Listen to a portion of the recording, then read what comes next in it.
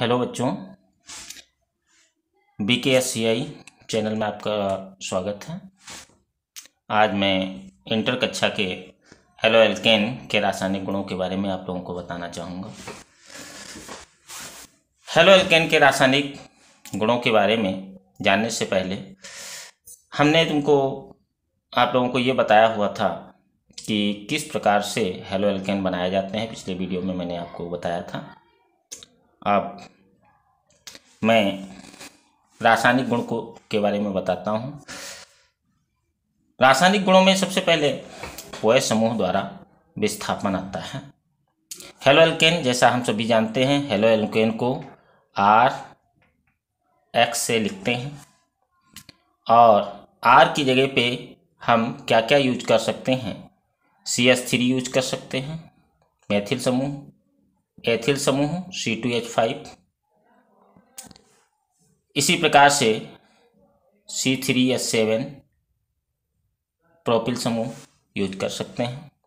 जिस प्रकार से हम CH3 अगर यूज करेंगे, C2H5 यूज करेंगे, C3H7 यूज करेंगे तो रासायनिक गुण उसी प्रकार से बन जाएंगे। जैसा आप लोगों को ज्ञात है कि इंटर के सिलेबस में मेथिल क्लोराइड और एथिल ब्रोमाइड है, तो हम CH3 और C2H5 का अधिकतर प्रयोग करेंगे।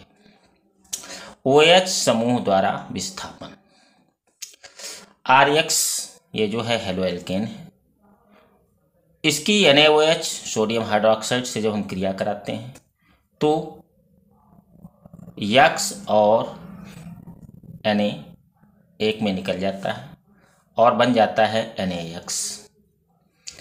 R और OH एक में निकल जाता है, ROH बन जाता है, मतलब ये कोई अल्कोहल बन जाता है। अब जैसा कि मैंने यहाँ पे बताया, R की जगह पे CH3, C2H5, C3H7 हम यूज कर सकते हैं और X की जगह पे Cl, Br, I। ये X प्रतीक होता है हैलोजन का और हैलोजन की जगह पे हम Cl, Br, I ये यूज कर सकते हैं क्योंकि इनको हैलोजन कहते हैं। हमने R की जगह पे CH3 ले लिया और X की जगह पे Cl ले लिया, तो ये बन गया मेथिल क्लोराइड। मेथिल क्लोराइड की अगर NaOH से क्रिया कराएंगे तो उसी प्रकार से Cl और Na एक में निकल जाएगा और NaCl सोडियम क्लोराइड बन जाएगा।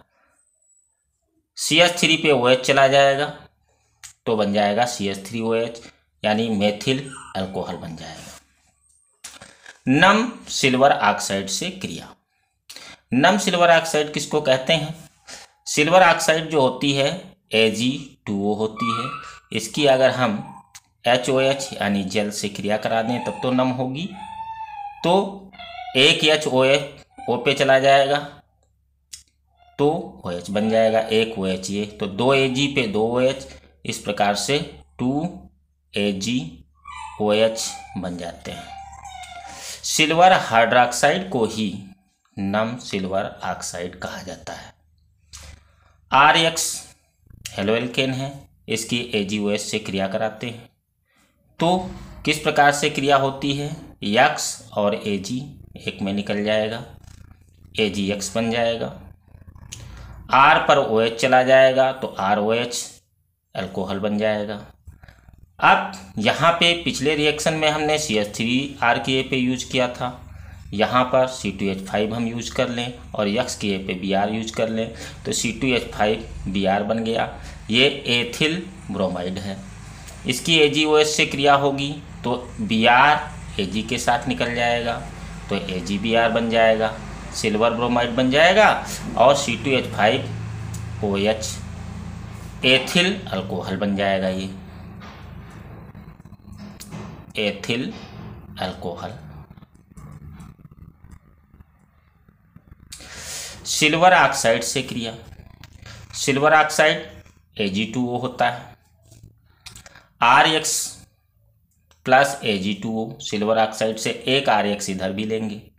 अब होता क्या है कि ये X और ये X, 2 X Ag के साथ में चले जाते हैं, 2 Ag हैं 2 X हैं तो 2 AgX बन गए। O जो है वो 2 R के बीच में लग जाता है तो ROR बन जाता है। ये क्या है? ईथर है। ROR ईथर होता है। R के A पे हमने C2H5 ले लिया, X के A पे Br ले लिया तो C2H5Br एथिल ब्रोमाइड बन गया। Ag2O सिल्वर ऑक्साइड से क्रिया किया, इधर भी C2H5Br एथिल ब्रोमाइड लिया, दोनों Br Ag पे चले जाएंगे तो 2AgBr बन जाएगा और C2H5O C2H5 जैसे कि ऊपर की रिएक्शन की क्रिया विधि है उसी प्रकार से नीचे की रिएक्शन की क्रिया विधि हो गई। ये 2 एथिल समूह जुड़े हैं इसलिए इसका नाम हो जाएगा डाई एथिल ईथर। KCN से क्रिया, KCN से क्रिया किस प्रकार से होती है? RX एल्किल हैलाइड है, KCN पोटेशियम साइनाइड है। इसकी जब हम क्रिया कराते हैं तो X और K एक साथ निकल जाएगा, KX बन जाएगा, पोटेशियम हैलाइड बनेगा और R और CN निकल जाता है, RCN एल्किल साइनाइड बन जाता है। R के A पे अगर हम CH3 ले लें, X के A पे Cl ले लें तो Cl और K एक में निकल जाएगा तो बन जाएगा KCl potassium chloride plus CH3CN, ये वाला CH3 और ये CN एक साथ निकल जाते हैं तो ये बन जाता है मेथिल साइनाइड। इस क्रिया को ध्यान देने की आवश्यकता है। जब क्या होता है, जब कैसे बनाओगे या परिवर्तन हम पढ़ेंगे तो वहाँ पर कि कार्बन परमाणुओं की श्रृंखला को बढ़ाने के लिए KCN का प्रयोग किया जाता है और वहाँ पर ये रिएक्शन प्रयोग की जाएगी। सिल्वर साइनाइड से क्रिया, सिल्वर साइनाइड से क्रिया जो होती है पोटेशियम साइनाइड की क्रिया की थोड़ा विपरीत होती है। इसमें क्या होता है, RX एल्किल हैलाइड है प्लस AgCN सिल्वर साइनाइड है तो X Ag के साथ तो निकल जाता है, AgX बन जाता है, लेकिन जब एल्किल मूलक पे CN जुड़ेगा तो ये उल्टा जुलता है और RCN बन जाता है। RNC बन जाएगा, उल्टा जुड़ेगा, RCN का NC हो जाएगा, CN NC में परिवर्तित हो जाता है और जब NC होता है तो इसको आइसोसाइनाइड कहते हैं तो ये बन गया एल्किल आइसोसाइनाइड।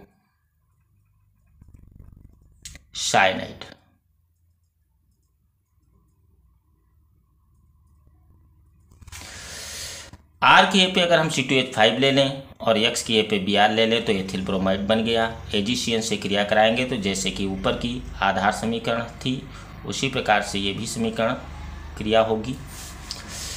Ag और Br एक में निकल जाएगा तो सिल्वर ब्रोमाइड बन गया, AgBr एक में निकल जाएगा तो सिल्वर ब्रोमाइड बन गया और AgBr एक में निकल गया तो बन गया सिल्वर ब्रोमाइड और C2H5CN तो C2H5NC बनेगा, CN का NC हो जाएगा, एथिल आइसोसाइनाइड बन जाएगा। अमोनिया से क्रिया कराएं अगर हम अमोनिया से क्रिया कराते हैं तो अमोनिया से क्रिया किसी भी हेलो एल्केन की जब अमोनिया से क्रिया होगी तो अल्कोहल की उपस्थिति अनिवार्य है। RX प्लस NH3 की क्रिया कराएंगे तो ये NH3 का एक H एक X के साथ निकल जाएगा तो HX बन जाएगा। अब यहाँ पे एक H निकल जाने से NH2 बचा, ये NH2 R में जुड़ जाता है तो बन जाता है RNH2 प्राथमिक एमीन। RNH2 ये प्राथमिक एमीन बन गई। अब जैसे हमने R के पे C2H5Br ले लिया और NH3 से क्रिया कराई तो Br और एक H निकल जाएगा, HBr हाइड्रोजन ब्रोमाइड बन जाएगा और C2H5 के ऊपर बचा हुआ NH2 जो है जुड़ जाता है तो एथिल एमीन बन जाती है। सिल्वर नाइट्राइड से क्रिया। सिल्वर नाइट्राइड से क्रिया कैसे होती है? RX ये एल्किल हैलाइड है और सिल्वर नाइट्राइड AgNO2, Ag से सिल्वर हो गया, NO2 से नाइट्राइट हो गया। जब एल्किल हैलाइड को सिल्वर नाइट्राइड के साथ में गर्म करते हैं तो Ag और X एक में निकल जाता है तो AgX बन जाता है। R NO2 के साथ में चला जाता है तो RNO2 बन जाता है, एल्किल नाइट्राइड बनता है। R के पे अगर हम C2H5 ले लें और X के पे Br ले लें तो AgNO2 से जब क्रिया कराएंगे तो Br Ag के साथ में जाएगा और AgBr सिल्वर ब्रोमाइड बन जाएगा। C2H5 पे NO2 चला जाएगा तो बन जाएगा C2H5NO2 सिल्वर ब्रोमाइड बनेगा और प्लस C2H5NO2 यानी एथिल नाइट्राइड बनेगा। इसी प्रकार से कुछ और क्रियाएं हैं जैसे कि विलोपन क्रिया। विलोपन क्रिया में क्या होता है? KOH से क्रिया कराई जाती है और C2H5OH एथिल अल्कोहल की उपस्थिति अनिवार्य होती है। RCH2CH2X ये है एल्किल ब्रोमाइड। एल्किल ब्रोमाइड की KOH से जब क्रिया कराई जाती है तो होता यूं है कि K और X एक में निकल जाएगा तो KX बन जाएगा। CH2 का एक H OH पे आ जाएगा तो HOH H2O बन गया। अब यहाँ पे RCH2 का एक H निकल गया तो बचा H तो RCH बचा और यहाँ पे CH2 बचा। लेकिन यहाँ पर जो CH बचा इस कार्बन की चारों संयोजकताएं पूर्ण नहीं हो रही हैं। इधर R से जुड़ रहा है और इधर एक H से एक संयोजकता पूर्ण हो रही है तो कार्बन की संयोजकताएं 4 होती हैं, इसलिए इन दोनों के बीच में डबल बॉन्ड लग जाएगा। जैसे प्रोपिल ब्रोमाइड से क्रिया कराई जाए, प्रोपिल ब्रोमाइड से क्रिया कराएंगे तो उसी प्रकार से प्रोपिल ब्रोमाइड की क्रिया होगी जैसे कि ऊपर समझाया गया। KBr निकल गया और इसका CH2OH पे इस CH2 का एक H OH पे चला जाएगा तो बन जाएगा H2। अब यहाँ पे इन दोनों CH2 जो थे यहाँ पे बचा CH, यहाँ बचा CH2, इनके बीच में डबल बॉन्ड लग जाएगा तो ये बन के तैयार हो जाएगी प्रोपीन। प्रोपिल ब्रोमाइड से प्रोपीन बन जाएगी। धातुओं से क्रिया कराएं। एल्किल हैलाइडों की जब धातुओं से क्रिया कराई जाती है तो अलग अलग धातुओं के साथ अलग अलग प्रकार से क्रिया हो जाती है। जैसे कि अगर हम ईथर की उपस्थिति में मैग्नीशियम धातु से एल्किल हैलाइड की क्रिया कराते हैं तो योगात्मक क्रिया हो जाती है। योगात्मक क्रिया में ये जुड़ जाते हैं। R और बीच में Mg आ जाता है, X बाहर निकल जाता है तो बन जाता है RMgX। ये RMgX जो है ये ग्रिग्नार्ड अभिकर्मक का ग्रिग्नार्ड अभिकर्मक का जो है सामान्य सूत्र होता है। R के पे अगर हम CH3 लें, X के पे Cl ले लें तो बनेगा CH3MgCl। ये ग्रिग्नार्ड अभिकर्मक है। ऐसे ही CH3 के पे हम C2H5 भी ले सकते हैं और Cl के पे Br भी ले सकते हैं। तो आप जितनी भी रिएक्शन करना चाहें वो कर सकते हैं आगे, लेकिन सारी रिएक्शनों की क्रियाविधि जो होगी इस आधार समीकरण के आधार पर होगी। यहाँ पर RX एल्किल हैलाइड की क्रिया सोडियम धातु से जब कराई जाती है तो 2 सोडियम के परमाणु लिए जाते हैं और यहाँ पर RX और RX 2 एल्किल हैलाइड के अणु लिए जाएंगे। इसमें क्या होता है, ये वाला X Na पे चला जाता है और इधर का भी X Na पे चला जाता है तो 2 Na और 2X तो आगे बन गया 2 NaX। R और R आपस में जुड़ जाते हैं तो R बॉन्ड R बन जाता है। इस क्रिया में ईथर उपस्थित होता है और इस क्रिया की खोज बुटर्स वैज्ञानिक ने की थी, इसलिए इसको बुटर्स क्रिया भी कहते हैं। इस क्रिया का विशेष महत्व है कि कार्बन की श्रृंखला को बढ़ाने के लिए हम बुटर्स क्रिया का प्रयोग करते हैं। CH3Cl, R की जगह पे हमने CH3 ले लिया और X की जगह पे Cl ले लिया। 2Na CH3Cl, ये मेथिल क्लोराइड है, ये भी मेथिल क्लोराइड है। 2Na 2 सोडियम से क्रिया हो रही है, तो Na पे एक Cl और Na पे एक Cl चला गया, तो 2NaCl सोडियम क्लोराइड बन गया। और CH3 और CH3 आपस में जुड़ गया, तो ये बन गया एथेन। अपचयन कराने पे, अपचयन क्या होता है? नवजात हाइड्रोजन से क्रिया होती है। अपचयन कराने के लिए अलग अलग क्रियाओं में अलग अलग प्रकार के अपचायक प्रयोग किए जाते हैं, जैसे कि इस क्रिया में Zn और HCl अपचायक के रूप में प्रयोग किया गया। ये जो नवजात 2 हाइड्रोजन यहाँ दिखाए गए हैं, 2 नवजात हाइड्रोजन दिखाए गए हैं, ये 2 नवजात हाइड्रोजन कहाँ से आते हैं? जैसे Zn है, इसकी HCl और HCl से क्रिया हो जाती है, ऊपर ऑक्सीकारक लिए गए हैं Zn और HCl, तो इनकी आपस में क्रिया हो जाती है, तो Cl ये Zn पे चले जाते हैं, तो आगे बन जाता है ZnCl2 प्लस 2 हाइड्रोजन परमाणु बनते हैं और ये तुरंत उत्पन्न होते हैं, इसलिए इनको नवजात हाइड्रोजन कहते हैं। इस अपचायक से नवजात हाइड्रोजन तुरंत उत्पन्न होती है और वो हमारे एल्किल हैलाइड से क्रिया करती है। तो क्रिया कैसे होती है कि X के साथ में एक H निकल गया तो HX बन गया, और एक H जो बचा वो R पे चला गया तो RH बन गया। RH जो होता है एल्केन का सामान्य सूत्र होता है।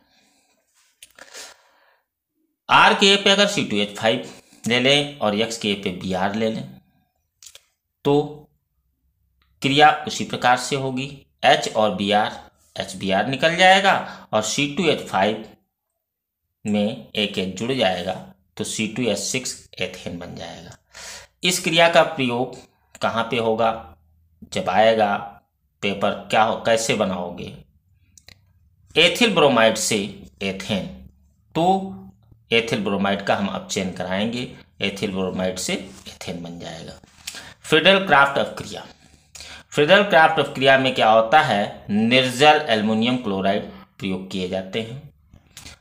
इसमें C6H6 यानी बेंजीन की क्रिया अगर एथिल ब्रोमाइड से कराई जाती है तो ये जो बेंजीन का एक H है वो Br के साथ में चला जाता है, तो बन जाता है HBr। अब यहाँ C6H5 बचा, C6H5 पे C2H5 लग जाता है, तो इसको कहते हैं C2H5 से हो गया एथिल और C6H5 बेंजीन, एथिल बेंजीन बन जाता है। आज का वीडियो बहुत ही शॉर्ट रहा और आशा करते हैं कि आप लोग पढ़ेंगे और किस प्रकार से रिएक्शन होते हैं आप लोगों के रिवीजन में, आप लोगों के पढ़ाई में ये हमारा वीडियो सार्थक होगा। आगे मैंने सोचा है कि ज्यों-ज्यों परीक्षाएं नज़दीक आती जा रही हैं, इस प्रकार से हम एक हफ्ते में इंटर का एक वीडियो और हाई स्कूल का एक वीडियो डालते हैं, तो इससे बहुत कम ही मैं आप लोगों को पढ़ा सकूंगा। इसलिए मैंने अब निर्णय लिया है कि एक हफ्ते में 2 वीडियो इंटर के और 2 वीडियो हाई स्कूल के अब डालना चालू करूंगा नेक्स्ट वीक से। और आप लोगों को भी चाहिए कि हमारे चैनल को सब्सक्राइब कर लें और सब्सक्राइब करने के बाद ज़्यादा से ज़्यादा बच्चों तक मेरे वीडियो के बारे में बताएं। अगर आपको अच्छा लगता है, आपको समझ में आता है, तो अन्य बच्चों को भी बताइए और ज़्यादा से ज़्यादा लोगों तक मेरा वीडियो पहुंच सके, जिससे ज़्यादा से ज़्यादा बच्चे लाभ उठा सकें। धन्यवाद।